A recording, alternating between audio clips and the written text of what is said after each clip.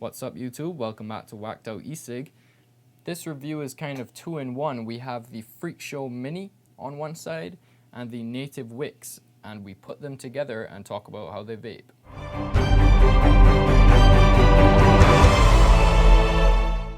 Okay, so real quick, I just want to give you an update on this Smy35 that I just did a review on. I was bored yesterday and I was thinking about how much it bugged me that I heard that battery rattle, so I took it apart. Now, I don't necessarily recommend that you take this apart if you don't know what you're doing. I mean, I say that, but I had no idea what I was doing. I just thought I would do it because I wasn't really using it that much. Even though I did like how it felt in my hand and stuff, that battery rattle bugged the shit out of me. So I took it apart. I don't have any pictures to show you. I apologize for that, but what I noticed was that the battery is on a sled right above all the wiring and all the chips and everything, right? And there's two connectors that are holding the battery in place, but they're just a bit too far apart. So they are holding the battery, but not very well. It was loose, obviously, because you could hear it. And what they did to solve that, I guess it was an afterthought, is get this little piece of sponge or something and just slide it in between the battery and the device so that it would hold in place. But obviously, when they slid it back in, the sponge didn't go in far enough, so it wasn't even touching the battery. So what I did, because I couldn't tighten up the battery or anything, I placed the sponge further in so that it was definitely in front of the battery and touching the battery and holding it in place. And now there's pretty much no battery rattle. It's a lot better. I still don't know how safe it is because it is just a sponge holding it in place, but it is holding it in place a lot better. But one mistake I did make was I had to take out the buttons to do that, and I forgot to put them back in when I was sliding the whole thing back in. So right now it has no buttons and I have them here, but I'll deal with that another time. For now, I just wanted to let you know that I did fix the battery rattle and it's a lot better device now, in my opinion. Yeah. One thing I forgot to add in the review as well is that the screen, unless it's completely dead, which it is now, the screen never turns off. So if it's next to you when you're sleeping, it's going to be just shining in your face. So that's something to note. It kind of annoyed me, and that also runs down the battery because the light is always on, the screen's always on. So yeah, let's get back to the review. Okay, so the Freakshow Mini comes in this nice little tin can, says Wotofo, which is the manufacturer's, and you get a little scratch me thing for your authenticity, and that's just about it. You get a little Wotofo down there. Popping it open, you get the Freakshow Mini right there. And underneath, I don't recall if anything else came in there, but that's what I'm seeing right now. It's just the Allen key because the screws need the Allen key to screw down in the post holes. So if you don't like that, this is probably not the device for you. So it may be hard to see very well on camera because it is black, but it's a very nice looking device. It's very small. If you need a size comparison, I'll just use this this Vertex that I have right here. So that's a regularly sized dripping atomizer. Obviously there's no drip tip in the Freakshow Mini, but yeah, it's significantly smaller on the bottom. If you can see that, it says Freakshow Mini, designed in the USA and made by Wotofo. Then you get a serial number, I guess. So that's what it looks like on the outside. Additionally, you get the skeleton breathing fire or whatever that is. I'm not too sure, but it looks pretty cool. I like it. And at top you get a couple heat sink fins, which is good to see because being such a small device, it it can get pretty hot. That's what it looks like inside. You get the grub screws or Allen screws in there. It's a 3-post design, and I'll put up some close-up photos of what it looks inside. You get, instead of holes really in the post, you get more of slots, which makes it a bit easier to fit wires in there and get more than one in there at the same time. Underneath the coils there, it may be hard to see, but the photos will help. There's the airflow holes on each side, and at the bottom you can see that the airflow comes through the bottom, which can lead to a little leaking. And I'm not sure if you can see the well very well, but it is quite deep considering how small this atomizer is. So I just have 2 8 wraps of 28 gauge in there, came out to 0.5, and now I'll show you what I wicked it with. I wicked it with some of this Native Wicks that I picked up at Yossi Vapes. It's made in the USA, and it says it's processed, but it contains no pesticides, chemicals, or natural oils, is extremely absorbent and heat resistant. And normally when I see cotton, I think it's a gimmick, as I did with the cotton bacon, and I was proved kind of right with the cotton bacon in my opinion. But this stuff is completely different. First of all, it's packaged a lot nicer than the cotton bacon. It comes in these strips, which are a lot easier to tear off, and honestly they're kind of in these little sections that you can peel apart that fit pretty much perfectly into your coils, and I really like that. It's a lot tougher than regular cotton, but it's soft enough to easily work with. There's no break-in flavor. Instantly it tastes delicious. It's very heat resistant. I'll go into that a bit more when we go back to normal view. So yeah, now we have the Freakshow Mini shown up close and the Native Wicks shown up close. We'll go back out and talk about it and vape on it. So first off, I just want to apologize for the kind of crappy up close segments that I've had in this video and the last video. I'm using a different camera that I normally use, and just getting things focused and stuff like that is more difficult.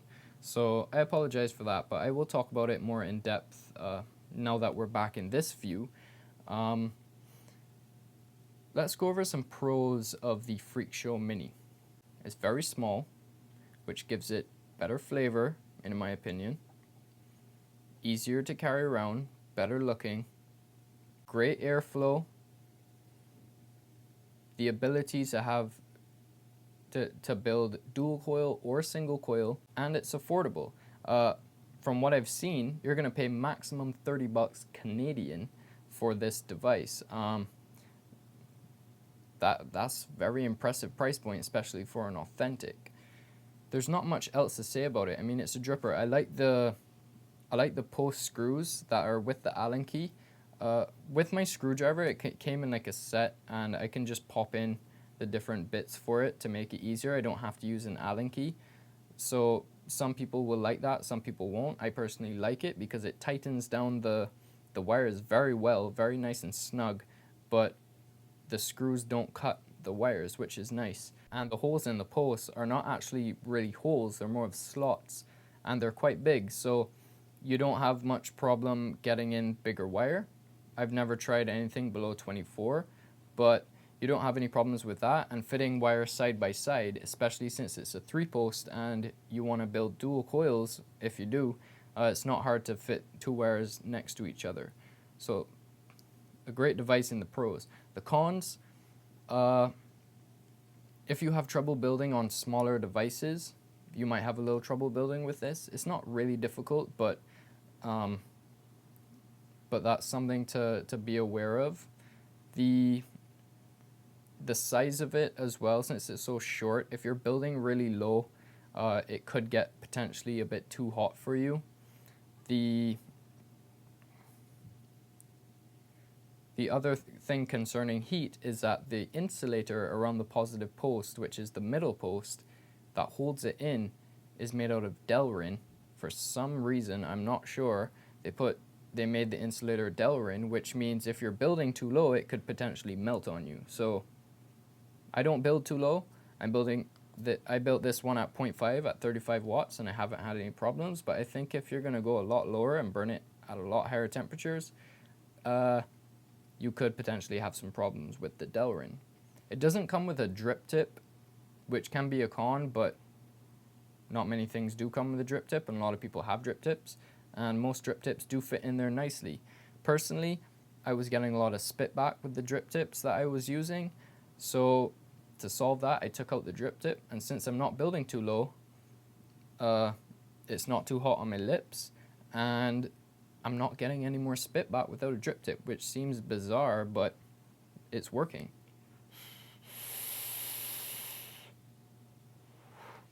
So that's the Freakshow Mini. It's small, great flavor, great price, and great airflow for great clouds.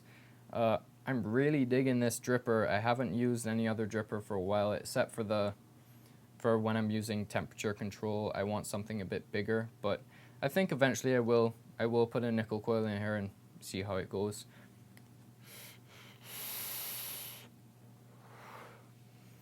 Speaking of temperature control, not really speaking about it, but I mentioned it, so that reminds me of this Native Wick. Gush fest. Now, the whole idea of temperature control, or one of the main ideas, is that it won't burn your cotton. With this Native Wicks, that could either make it a lot easier on temperature control, or eliminate it pretty much completely. When you get a dry hit on this Native Wick, you can tell that it's dry.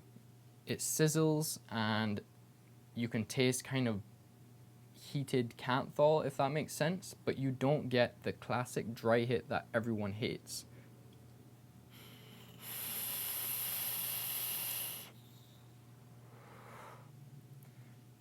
This cotton is dry. I just took that hit, and it's pretty much perfectly fine. The reason for that, now, when I heard about this, I was like, oh, well, I'm not going to use that, because clearly they're processing it in a way and adding something that makes it so heat resistant that it's not healthy. But it's not that at all. This is a completely natural cotton, as far as I can see, because it says contains no pesticides or chemicals or natural oil, so it's not bleached or anything. It doesn't have the little brown and black bits that you would get from organic cotton that you've probably seen in the Japanese organic cotton, but that's because they comb those things out so you don't get them. It's a different type of cotton. It's called Pima cotton, I believe. That is correct. I'll put somewhere on here if that's wrong, but I'm pretty sure it's Pima cotton, which is just a stronger type of cotton and more heat resistant and apparently more absorbent. So it doesn't really burn. Like, I can't stress this enough. In a regulated device, constantly throwing the same amount of power, if you're running it too hot, it will burn, and you can light it on fire. But the flavor that comes out of it once it's burnt is pretty much non-existent. You get a little taste of something, but it's like, it's non-comparable to regular cotton. And I took that last hit. I haven't dripped since then. The coil is dry. I'll take another hit now.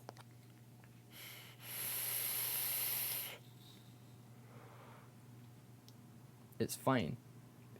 You get all of the flavor and all of the liquid that you have dripped into it out of that cotton. I'll do a quick plug for Dash Vapes. I'm dripping this Schwartz Comb the Desert. It's a peanut butter frozen yogurt, and it's amazing. But yeah, this cotton is just incredible. I don't have enough good things to say about it. If you haven't had the same experience as me with this cotton, leave a comment down below and let other people know, because I'm not about preaching about something that's not the same for everyone.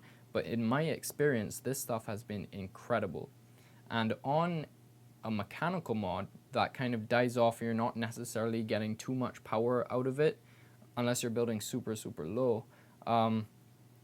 It really doesn't burn. And I've seen a video I got this at Yossi Vapes. When I was in there, Alex, shout out to Alex over there, he showed me a video on Instagram of someone dry burning this cotton. And the coil, the Canthol coil, was burning red, but the cotton wasn't. So, I mean, this stuff has just impressed the hell out of me. It's kind of pricey. It's 15 bucks. At least at Yossi where I got it, it's 15 bucks. Which kind of, I don't want to say it makes sense, but it makes sense that it's more expensive because they bring it in from the US and it's packaged expressly for vapors. So, you know, they're obviously trying to make some extra money on it. But this, for 15 bucks, you get a good set of it as well. And I've been using it sparingly because it was so expensive. But I'm having a hard time going back to Japanese cotton, which I never thought I would say. But this stuff is incredible. There's no break-in period for the flavor. Instantly you get full flavor. It does have its own flavor, I've found, kind of. It's kind of a sweetish, honeyish kind of flavor. That could be just my taste buds, I don't know. But it's actually kind of nice when you add liquid to it.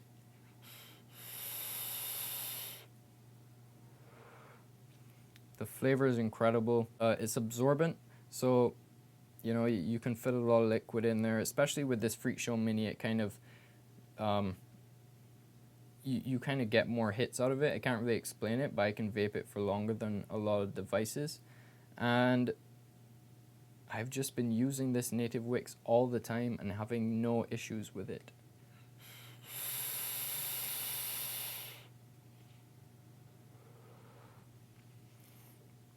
So as you can see, this combo is my go-to now. Besides from the Goblin, which I use a lot because it's a tank and I don't really take drippers out of the house unless I'm going to a vape shop or something. This is what I've been using all day. And you can see, okay, the airflow is fully open on this Freakshow with the Native Wick inside and this Comb the Desert liquid at 35 watts, 0.5 ohms and 4.1 volts. A lot of lingo if you're a beginner, sorry about that, but that's the setup I'm using now on this iStick 50, and look at the clouds.